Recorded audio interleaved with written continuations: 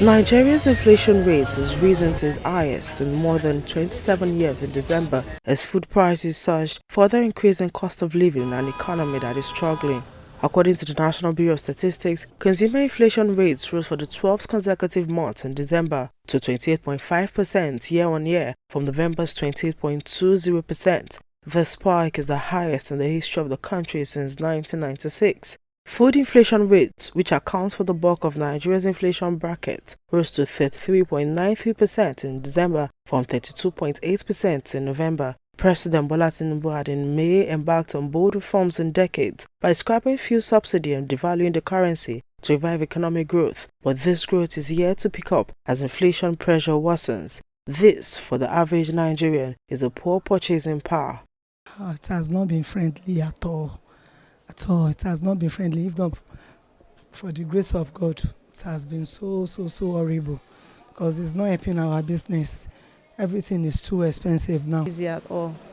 The transportation, everything in the market has been added, and customers are not accepting the price you are giving them. So it's not easy. This is despite a state of emergency declaration in the food sector by President Bola Tinubu in July 2023. The NBS report says on a month-to-month basis, the food inflation rate in December 2023 was 2.7%. This was 0.30% higher compared to the rate recorded in November 2023, which stood at 2.42%. There are 5 major constraints facing investments, private sector investors in Nigeria. I don't think it has changed much 10 years later. What were those constraints? Number one was infrastructure. Infrastructure, whether it has to do with power, it had to do with ICT, it had to do with roads, had to do with potable water, name it. Infrastructure and financing were neck and neck.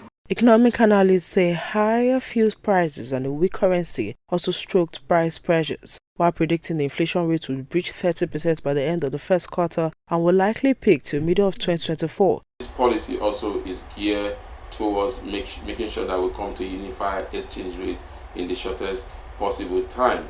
And for me, it's a good policy, but then again, also, like I talked in the area of transparency, since the suspension of the change issues, we've not had a clear transparency in terms of how much is being spent to stabilize the currency, how much is spent in the import-export windows. There is also an urgent call for the Olayemi Cardoso-led Central Bank of Nigeria to hold its rate meeting to give a ray of hope to Nigerians for economic growth.